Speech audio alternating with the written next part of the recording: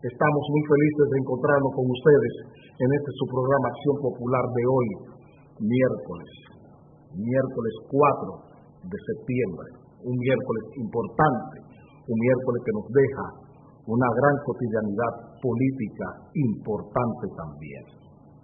El presidente Medina, en todo su derecho constitucional, cumpliendo con lo que manda la Constitución y los deberes de su cargo, observó la ley que produjo el Congreso sobre la declaración de Loma Miranda Parque Nacional. Nosotros no vamos a criticar nunca una decisión del presidente de la República siempre y cuando esté dentro de los cánones legales, dentro de lo que son sus atribuciones como presidente de la República. Entonces, actuó del punto de vista constitucional en forma correcta, impecable. Hizo lo que un presidente debe hacer si no está de acuerdo con una decisión legal del Congreso. Ahora bien, vamos a hacer el análisis político de la decisión. Haremos el análisis político de la decisión. ¿Por qué tantos procesos repetitivos si el final sería el veto? ¿Por qué el presidente de la República permitió que su ministro de Medio Ambiente, en junio del año 2013, desestimara la propuesta de Loma Miranda como explotación minera? ¿Por qué los métodos, los procesos burocráticos permitieron que el programa de las Naciones Unidas hiciera una evaluación de la propuesta de la Falcon Bridge y que esa comisión del programa de las Naciones Unidas rechazara la propuesta de la Falcon Bridge? Todo esto es un proceso de 18, 19 meses. ¿Por qué tantos efectos, tantas acciones repetitivas si el final sería este? ¿Quién tiene el control, el liderato del Partido de la Liberación de la República, de la Liberación Dominicana, el PLD, que es la mayoría de Congreso, que toma todas estas decisiones repetitivas, todas estas repeticiones burocráticas en un año? ¿Qué pasó con eso? ¿Dónde está la gestión pública del partido de gobierno? ¿Quién gobierna el partido de gobierno? ¿Quién es el líder del partido de gobierno? ¿Dónde está el comité político de este partido? Ese es el cuestionamiento que tenemos que hacernos hoy.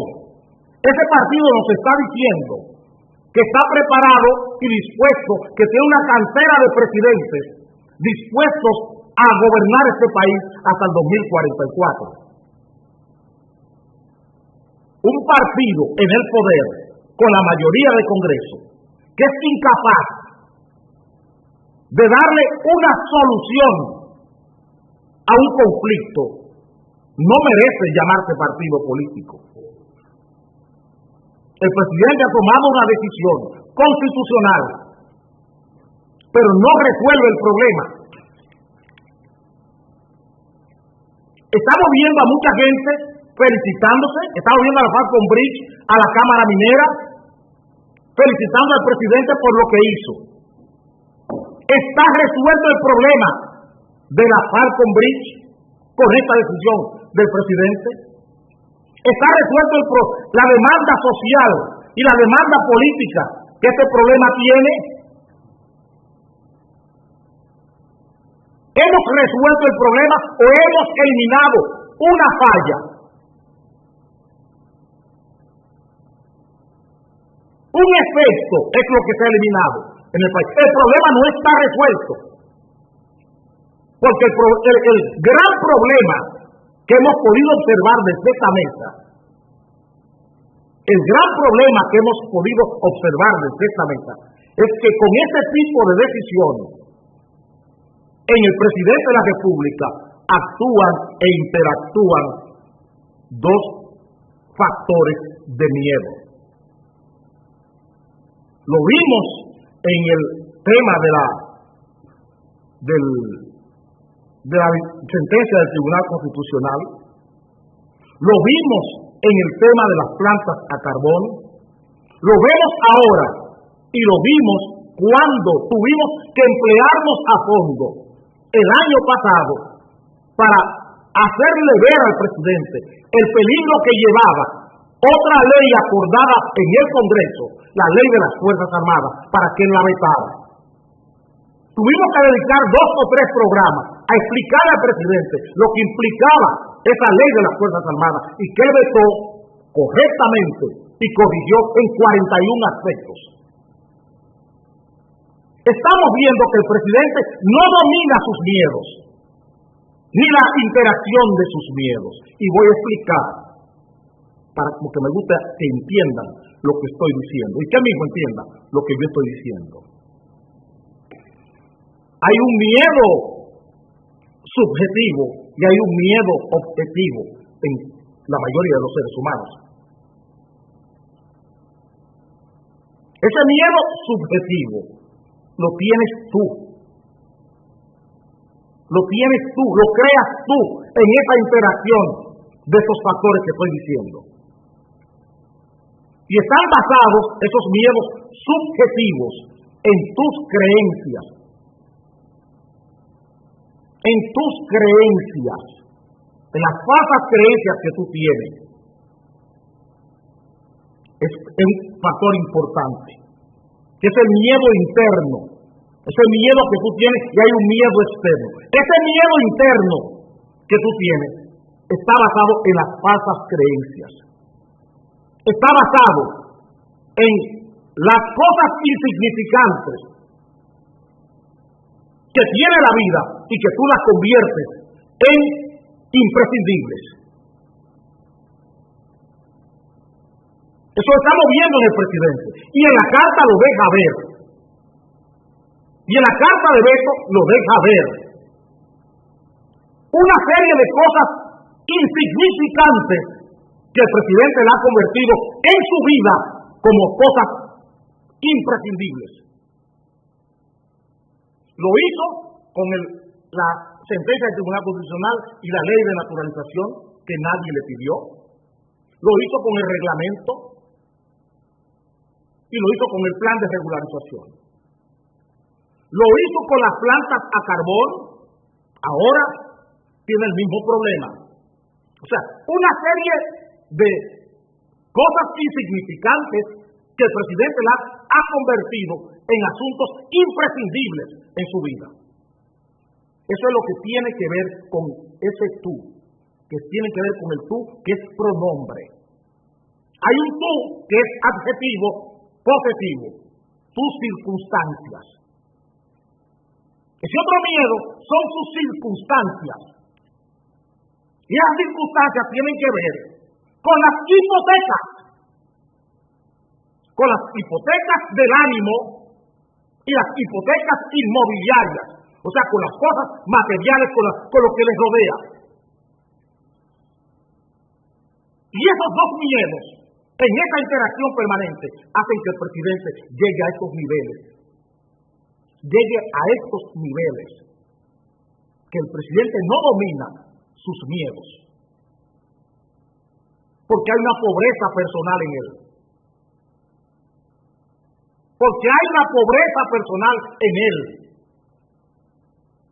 Y esa pobreza personal se expresó cuando pidió que se revisase el contrato de la Barra Rigol.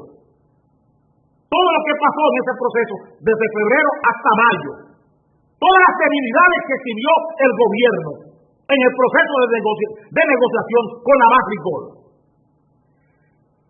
estaban presentes ahí. Esa debilidad personal, en el carácter personal que tiene el presidente. y lo vimos ayer, cuando usted lee la carta que él manda al Congreso, a mucha gente le parece jurídicamente bien. Hay toda una expresividad jurídica, igual que cuando la ley de naturalización, se buscan buenos redactores para redactarle a ustedes hechos basados en premisas falsas. ¿Qué es lo que tiene la carta?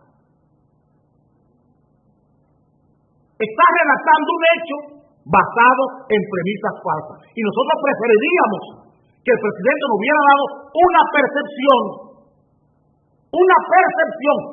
simple percepción de lo que él creía, de lo que pasó en el Congreso, basado en un hecho real. Y es el exceso burocrático que ese proceso que no se resuelve acaba de tener.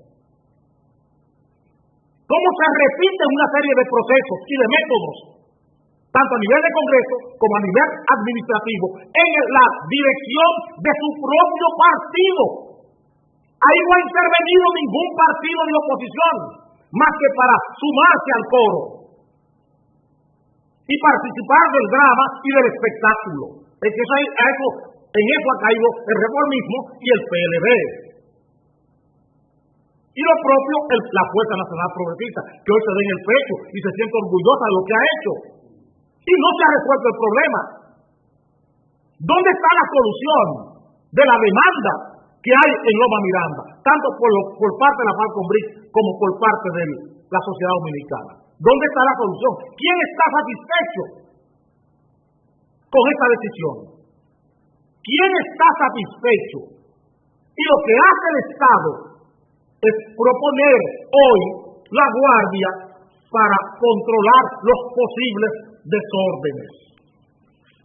Policías y militares están preparados para enfrentar posibles desórdenes o protestas hoy. Señores, eso es un Estado, eso es un gobierno democrático que toma una decisión legal el presidente y la respuesta es mandar a la guardia a la calle por si hay desórdenes. Sí, es lo que estoy diciendo de sus dos miedos.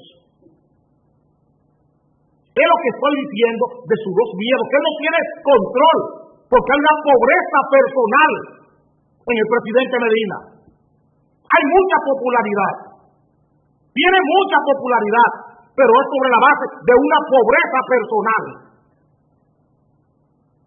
Porque cuando un líder político tiene riqueza personal, no permite que sus miedos controlen sus decisiones.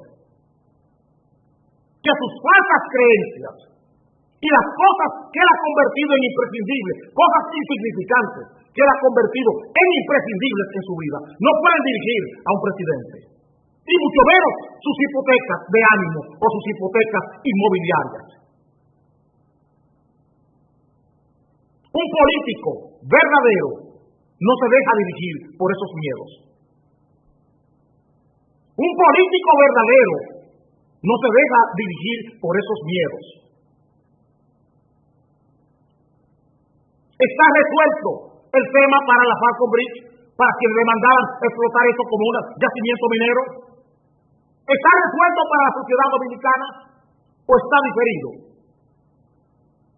Todo ese esfuerzo de 17, 18 meses para diferir aún más una demanda, tanto social como industrial o económica.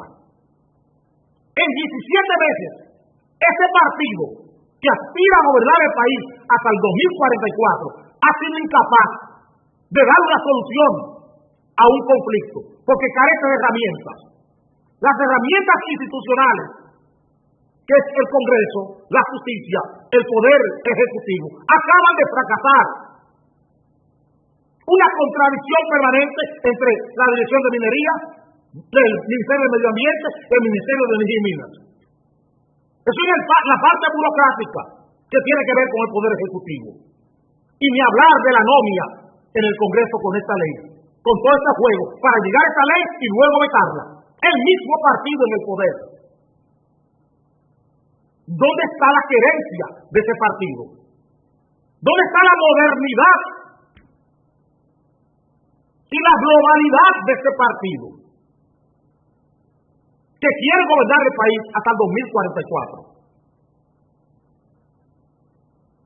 Esta mesa está abierta para que discutamos este tema a profundidad con cualquier dirigente del PLD que quiera. Les invito a pasar por aquí el día que quieran para que discutamos esto que yo acabo de decir. Para irnos a profundidad con este tema y dedicar al país lo que es una gerencia sin miedo. Lo que es dirigir un país sin miedo. Y no quiero caer en los términos que uso para no bajar el nivel de este comentario. Para que entienda la gente el momento que estamos viviendo. No entro en detalles morales de esta decisión. Que ahora la popularidad bajó, que subió. El presidente cumplió con su deber. Hizo lo que tenía que hacer. Ahora, políticamente, no resolvió el problema y le he dicho por qué. Y coja la carta con tiempo, léanla con tiempo, para que entiendan lo que estoy diciendo con el manejo de los miedos.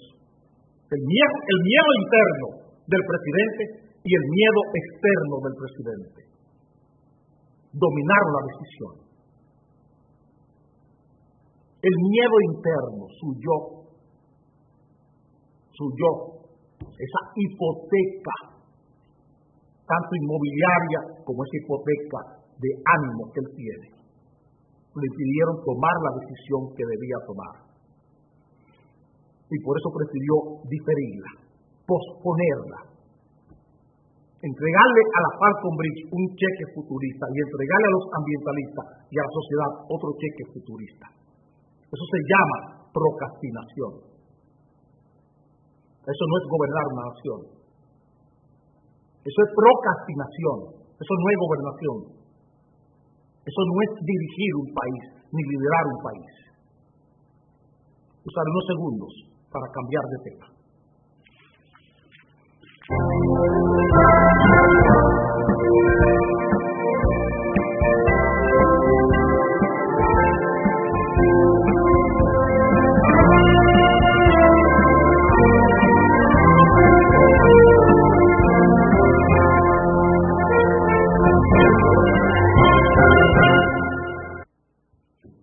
Tengo que tratar un tema con ustedes porque la semana antes pasada sucedió y el tiempo al programa no le alcanzó para llevarle a ustedes esta discusión internacional. El ejército islámico acaba de anunciar que va a decapitar otro periodista norteamericano. Hace 2 semanas que un periodista norteamericano fue también decapitado. Ustedes saben que les he hablado del tema musulmán y la torpeza con que la comunidad internacional, con que los países ricos del mundo han tratado el tema religioso, político y social en el mundo musulmán. Les he dicho qué pasa con las versiones, las propuestas musulmanas desde la religión. Estados Unidos y la Unión Europea, por sacar a Bashar al-Assad de la presidencia dictatorial de Siria, armaron unos rebeldes sin saber quiénes eran. No todo el que es rebelde en el mundo musulmán necesariamente es pro-occidental. Los musulmanes saben muy bien quiénes son. Y el grave error de Occidente, de todos nosotros, los que estamos en Occidente, ¿saben cuál es? El menosprecio que sentimos por el mundo árabe. Que le creemos inferiores. Que desconocemos la historia y la antropología religiosa y la antropología histórica. La despreciamos. Olvidamos que el álgebra, que la trigonometría, que las matemáticas son árabes. que la arquitectura es árabe, que la medicina es árabe. Olvidamos que el purpurado, teñir tela, eso es árabe.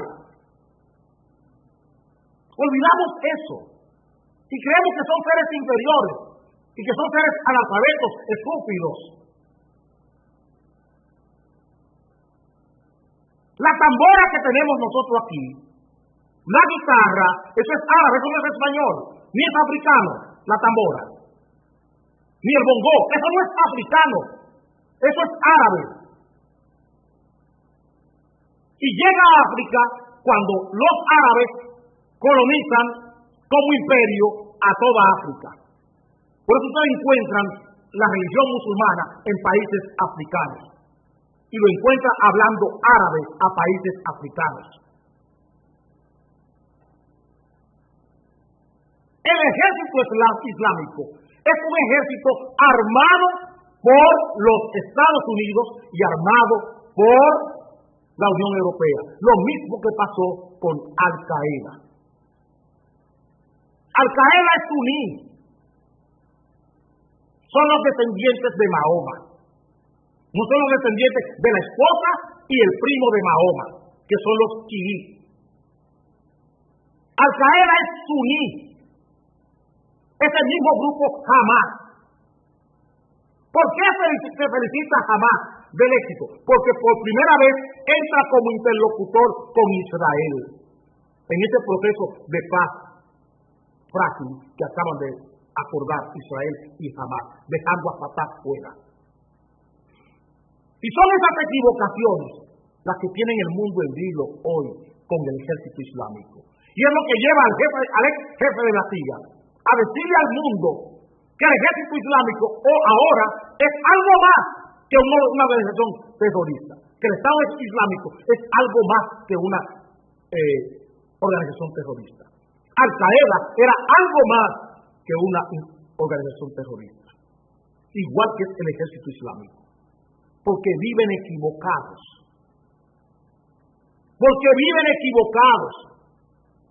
Porque queremos ver las diferencias siempre como defectos, queremos moralizar las diferencias culturales, las queremos tratar como si fueran defectos y no como valores.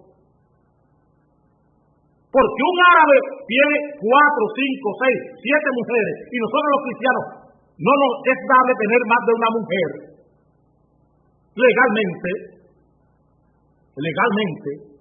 Creemos que ellos, porque tienen 4 o 5 esposas, son menores que nosotros. Y eso es un valor que tenemos que respetarle a esas sociedades. O es que los judíos, cuando Jesús va a la boda de Caná, es la 5ª esposa de ese pariente de la mamá de Jesús. Es el 5º matrimonio. Pero eso el mundo católico no lo dice.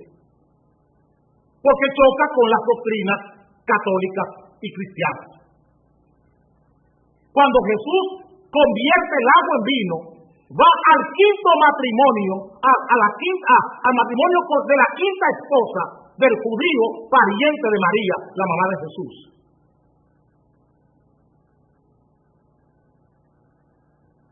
Entonces estamos menospreciando a estas sociedades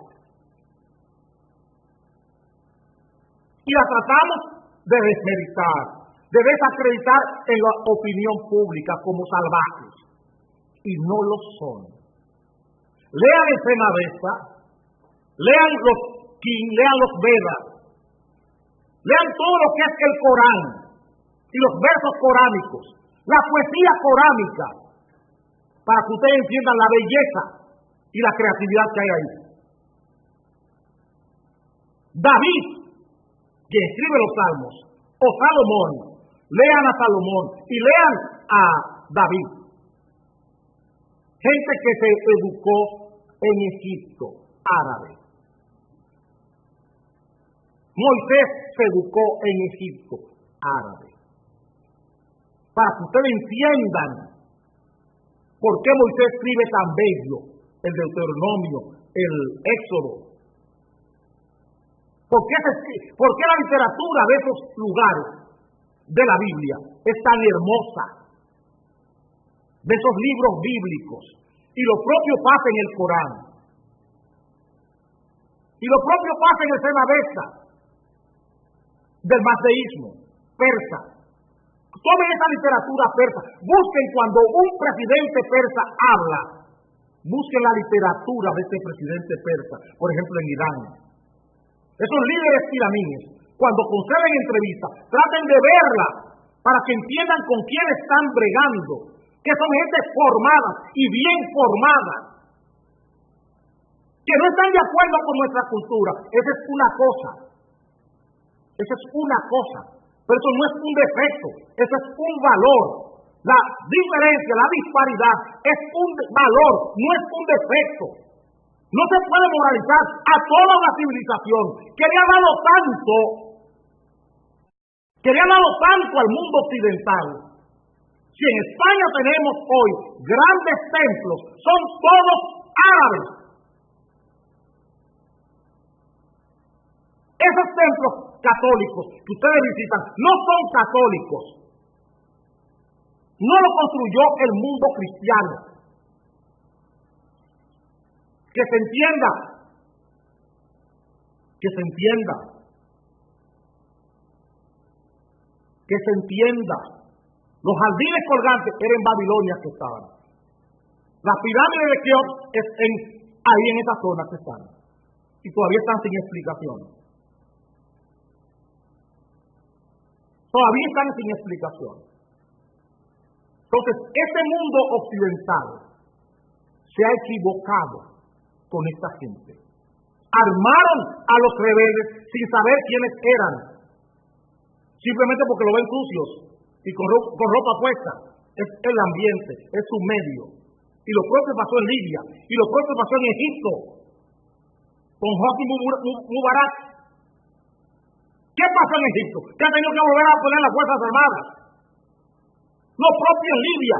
A quienes ellos armaron en Libia ya no están en el poder. Porque se sienten traicionados.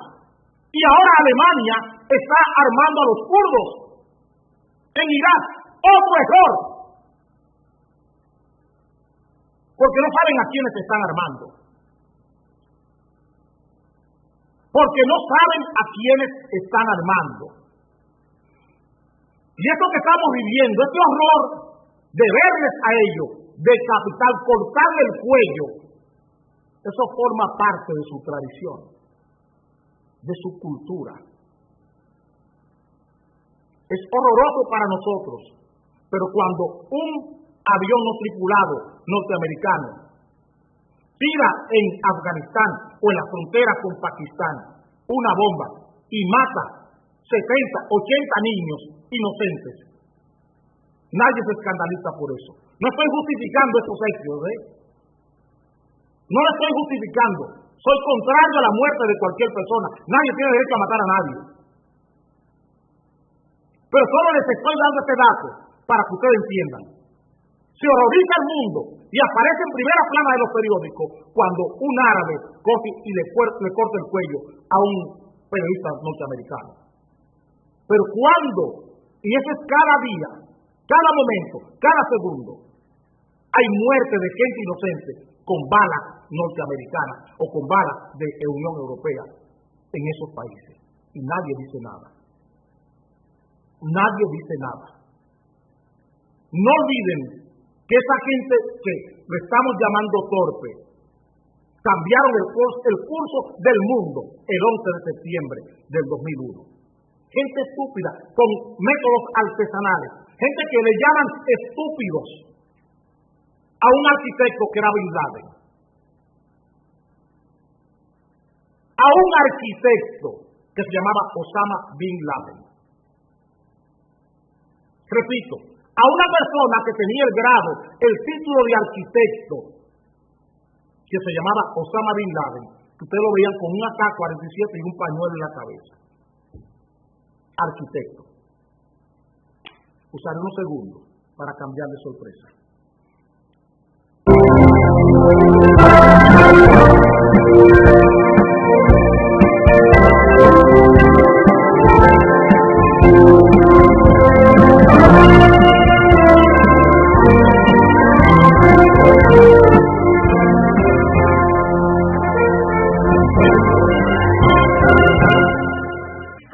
lo dije, con Levapen estás como un toro. Levapen te pone bien.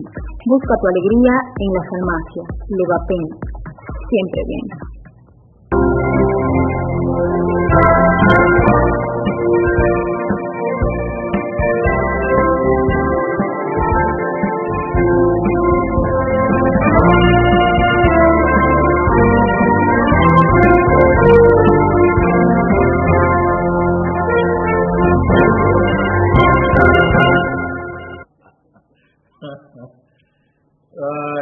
Señores, buscamos, los seres humanos buscan y crean una institución que se llama justicia, porque el hombre por sí solo no la puede garantizar. La justicia es la felicidad de la sociedad. Por eso la sociedad clama y busca la justicia permanentemente. Ayer, Laura, no me recuerdo el apellido, la procuradora para los asuntos de la corrupción administrativa, se quejaba de las decisiones de los tribunales de la República con relación a los temas que tienen que ver con la persecución de la corrupción en el país. Ayer vimos un espectáculo en una corte en la provincia de Ocoa con relación al ex fiscal. Con relación al ex fiscal, al tercer fiscal que ha habido que cancelar o destituir del cargo en los últimos 12 o 13 meses. Ese fiscal ahora está en camilla, está enfermo, sufre de cuantas cosas, no sé cómo una persona con tantos padecimientos podrían tenerlo en un cargo como fiscal. El juez dejó abierto la nueva convocatoria para conocer el juicio de ese fiscal. Todos esos procedimientos son legales y nunca le criticaremos eso, porque no estamos aquí para criticar los órganos de los poderes públicos. Nunca lo haremos. Los demócratas no hacen eso. Ahora, lo que sí tenemos que pensar es en el criterio político que le estamos dando a los problemas políticos de la justicia.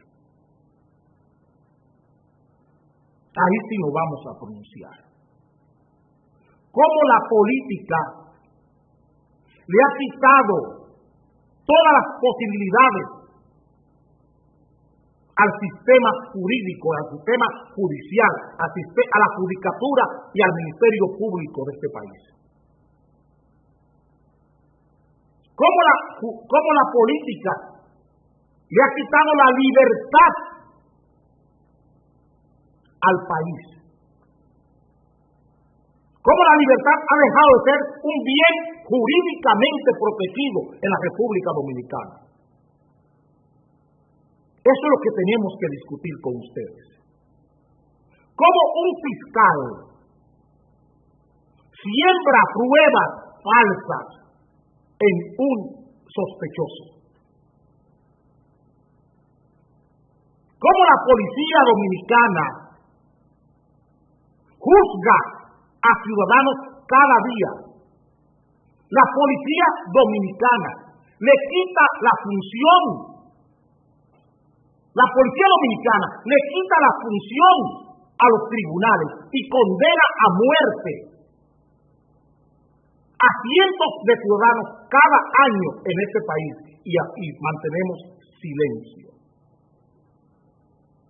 ¿Cómo un juez puede quitarle la libertad a toda una sociedad diciendo que a un funcionario público o a un exfuncionario público no se le puede investigar por una sospecha de corrupción? Y la policía puede matar por sospecha. En el mismo sistema. ¿Cómo la policía tiene licencia para matar por sospecha? Para matar por sospecha. hacerlo la policía. Matarte por sospecha. Porque te manda a parar y no obedeces. Por desobediencia. Te matan policía. O te mata un guardia. O te mata un miembro de la Dirección Nacional de Control de Drogas. Te mata.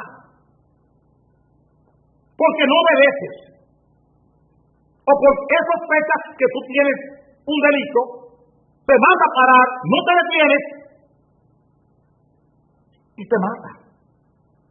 Y un funcionario no se puede siquiera investigar. Un funcionario no se puede siquiera investigar. Si un juez osa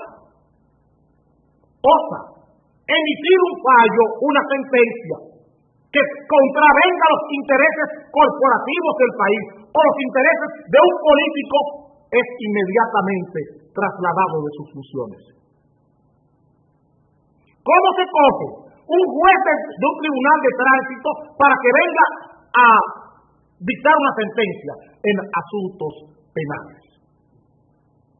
Un juez de jurisdicción de tránsito se lleva a un juzgado penal a tomar la decisión contra un exfuncionario y anular, cerrar un caso de sospecha de corrupción. Eso es lo que queremos tratar con ustedes. ¿Cómo este fiscal de Ocoa ahora se hace difícil juzgarle? ¿Cómo se hace difícil juzgar a un fiscal que ha sido defendido abiertamente por el senador de Baní contra el senador del mismo partido de Ocoa?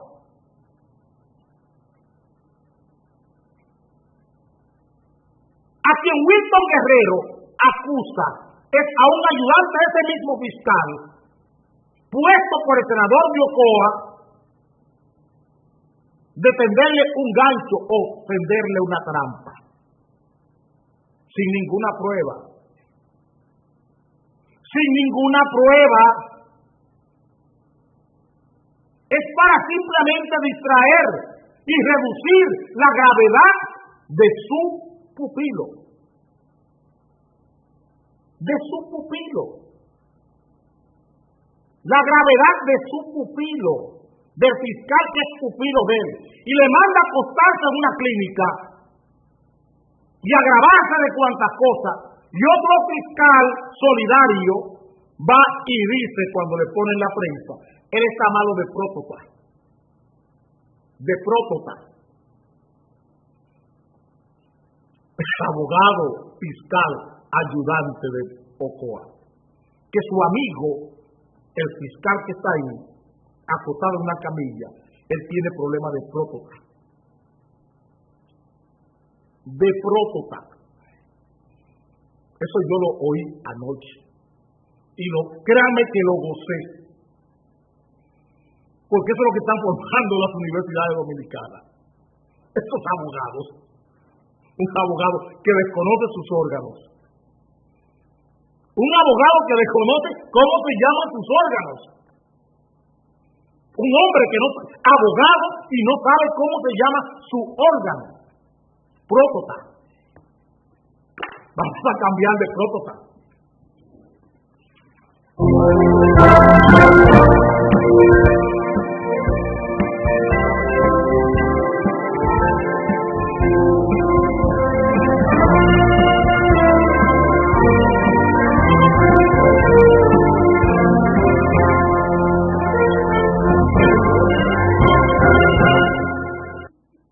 Ay, señor. Bueno, miren, vamos a tratar un tema muy serio. Aquí tenemos al Grupo Estrella y al Grupo Linda, que adquieren las acciones, parte de las acciones de la empresa AI. Es lógico, aquí abajito, ahí, donde está el señor Félix García y Manuel Estrella. Ellos adquieren, son accionistas de la empresa AI. Van al monopolio. Van al monopolio, la pandilla de Santiago. van al monopolio AES. Van al monopolio AES. Aquí no hay monopolio para Alconet.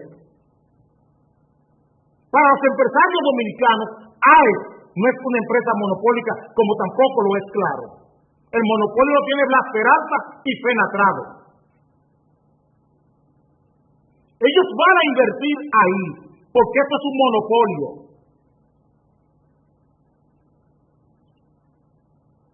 Y invertirán ahí, porque esto es un monopolio político. Y entiéndanlo así. La capitalización y la subcapitalización de AES es una subcapitalización con fondos de corrupción de la política dominicana.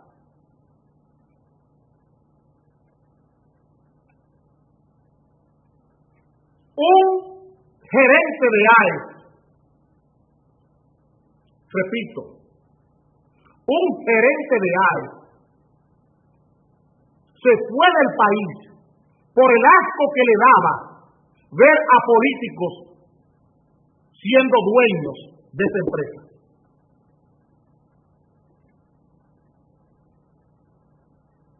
Un gerente de AES, me voy a reservar el nombre porque no me dieron autorización para decirlo, por el asco que sentía de ver a funcionarios públicos siendo socios de AES, en la misma dirección de estos señores, funcionarios públicos, socios de estos señores en otros negocios como en Leche Rica.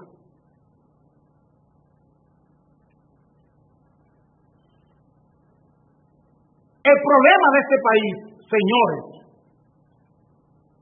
es que no es hablar de ley de patrimonio público, como muy bien apuntaba el fiscal antilavado Germán Miranda. No es una ley para que los funcionarios declaren su patrimonio público. Es perseguir el dinero. Es investigar la capitalización y subcapitalización de las empresas como esta.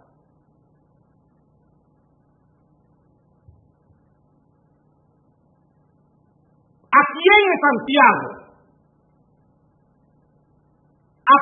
Santiago, Manuel Estrella, en el 1994, cuando le veía en el Palacio Nacional, detrás de Carmen Rosa Hernández, para que le consiguieran una contratica. Aquí en Santiago, en el año 94, Manuel Estrella le podía decir que 20 años después iba a ser el hombre más rico de Santiago.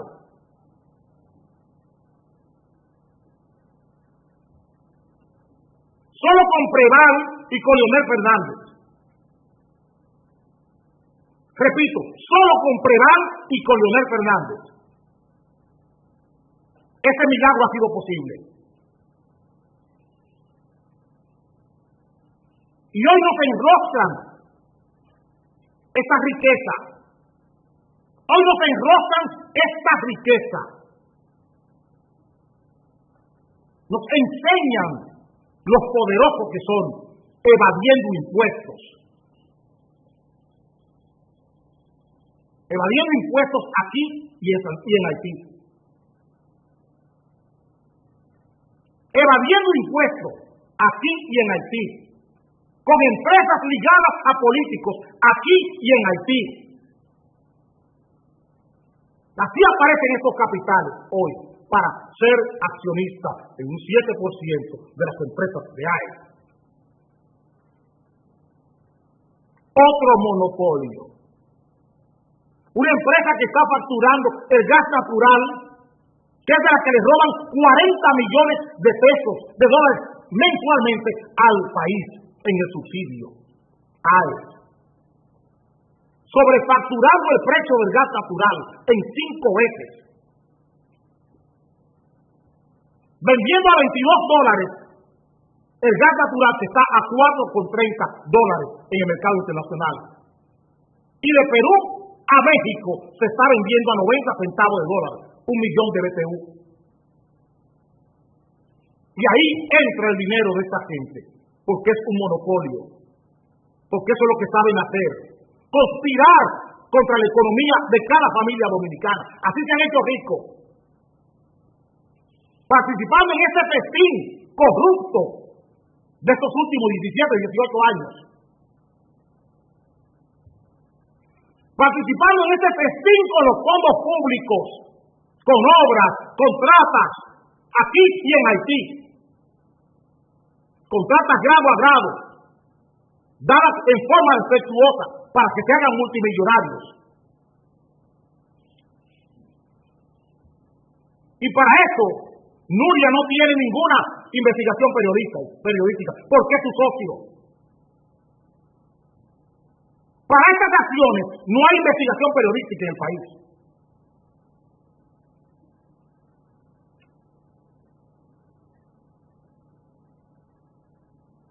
De esto no se habla. Para esto no hay cámara de cuentas. Y por eso a Víctor Díaz Rúa no se le puede investigar. Porque gente como esta aparecería en primera plana. Serían los primeros nombres que aparecieran si se investiga a Víctor Díaz Rúa. Este Manuel Estrella o de Brecht. Sus socios. La misma empresa hay. Aquí no hay una investigación, ni hay una auditoría sobre subsidio.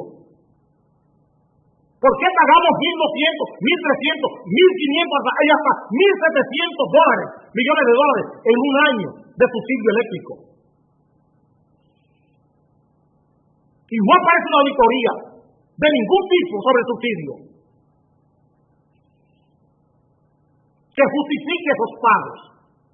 Porque esos pagos son a políticos y a empresarios ligados con políticos. Y hoy aparecen como accionistas de AE. Eso hace tiempo que está, porque ellos no son más que interpósitos, no son más que testaferros. Lo que se está formalizando por la ley de patrimonio público, lo que se está formalizando. Como empresas aquí en el país, empresas nacionales de 50 años como el Grupo Rica, han caído en manos de políticos. Empresas de 50 años, empresas familiares, han sido arrebatadas por políticos. La han hecho inviable. Lo que ha pasado con la Secretaría Nacional Dominicana, eso no tiene madre. Nombraron la competencia como ministro de Industria y Comercio para que la quiebre. Y la ahogan con los impuestos y con los anticipos. Y la obligan a vender las acciones a una empresa brasileña.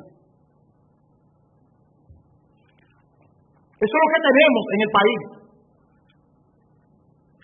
Y hoy hablan de el éxito, empresarios de éxito, ligados a la política, con el dinero de nosotros. Con el dinero de nosotros y el dinero de la pobreza haitiana.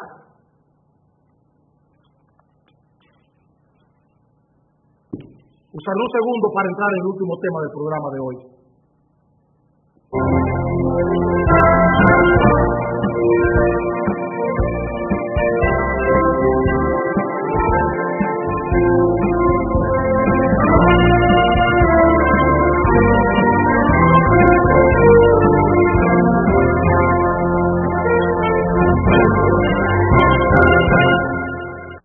Ayer, los diputados de la República, en otras más de las acciones salvajes del sistema político dominicano, arremetieron contra la Asociación de Dueños de Emisoras de Radio, ADORA, porque esa asociación ha montado en la radio una campaña contra la ley de música, una ley que ha redactado Manuel Jiménez para que sea aprobada, que establece una serie de controles sobre la emisión musical del país. Nosotros no vamos a entrar en los detalles de esa ley. Porque ninguna ley en ningún país del mundo ha creado música, ni ha mejorado música. Repito, ninguna ley en el mundo ha creado música. La música es prepolítica. Y es lo que no entendemos. La música es prepolítica. La música tiene que ver con el alma, con la expresividad, con la creación del hombre. Es igual como si hiciera una ley para controlar la pintura o la escultura. Pero así hemos llegado con este Estado. Es el partido que quiere gobernar 40 años este país, el que está promoviendo ese tipo de cosas. Es el partido que quiere gobernar 40 años, el partido de los grandes intelectuales, de la gente que más lee en el país, de la gente que más libros tiene, el que está promoviendo estos despropósitos. Una ley para controlar la pintura, una ley para controlar la escultura, el canto. Nada de eso es político, todo eso es anterior a la política. Y ninguna ley del mundo ha creado música. Ninguna ley del mundo ha creado música. La música nace en el atrio, la música nace en la iglesia. Es con David y antes de David. La música viene con el hombre. Los salmos de David se estuvieron tocando guitarra y arpa. Eran cánticos, igual que en el Senavesta, igual que los King o los Vedas en la India. Son cantos del alma al Creador. Son cantos, son canciones, son cánticos, es poesía. Y eso no tiene que ver nada con la política. Pero aquí queremos, desde la política, hacer una serie de travesuras, de daños, de patologías, que solo nacen en los sueños salvajes de ese sistema político que tenemos como país. Todo este salvajismo, que el merengue no se protege con una ley, el merengue se protege con creatividad. ¿Por qué Juan Luis Guerra no tiene problema? Porque ha decidido combatir la música mala con una música buena. Simplemente formen. Esos diputados, en lugar de estar queriendo controlar las emisoras de radio, lo que deben hacer es legislar para formar academias musicales y academias de arte, como las tenía el dictador, el maldito dictador Rafael Leónidas Trujillo Molina. Si tenemos un Mariano Sánchez en el país hoy, como pintor, es porque en San Juan de la Maguana había una escuela de arte. ¿Dónde está Bellas Artes? ¿Qué han hecho con eso? Y hemos creado un ministerio de cultura. ¿Dónde está la cultura dominicana? ¿Dónde está la cultura dominicana? ¿Dónde está eso? ¿Por qué no comienzan a fortalecer las instituciones que tenemos dedicadas a eso? ¿Dónde está un Francisco Lizardo? ¿Dónde está uno que se nos ya entrado en mucha edad, un Dagoberto Tejeda? ¿Dónde está el sustituto? ¿Dónde está el reemplazo de Dagoberto Tejeda? De un Manuel Carrasco. ¿Dónde está eso? ¿Dónde está el sustituto, el reemplazo de Giorgi Morel en Santiago? Y está hablando de plepla a la gente. ¿Dónde están los recambios para Rafael Solano? ¿Dónde está el reemplazo para Rafael Solano, para Mimi Cáfaro, para Fernando Casado, para Luis Alberti? ¿Dónde está el reemplazo de Luis Alberti?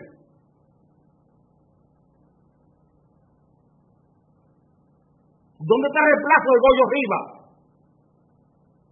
De Papa Molina. ¿Qué hemos hecho con José Antonio Molina y con Mike y Michael Camilo. ¿Qué hemos hecho con eso, con esas joyas? Y estaba hablando de música, de control de las emisoras de radios. Y los verdaderos valores que tenemos, sentimos vergüenza de ellos por nuestra propia incapacidad y por nuestra mediocridad. No queremos acercarnos a Michael Camilo y a José Antonio Molina por nuestra mediocridad, nuestra indigencia humana y indigencia política, porque hemos premiado lo peor en este país. Y lo mejor lo hemos puesto en la cocina, o en la letrina, en el baño, lo mejor. Y estamos premiando lo peor, en la música y en todo. ¿Dónde está el reemplazo de Oviedo? O de Darío Suro, o de Abelardo Rodríguez Urdaneta, o de Pras Ventos. ¿Dónde está el reemplazo de Cándido Vigó, de Guillo Pérez? ¿Dónde están los reemplazos? ¿Dónde lo estamos formando? Me perdonan, nos veremos esta tarde a las 5. Thank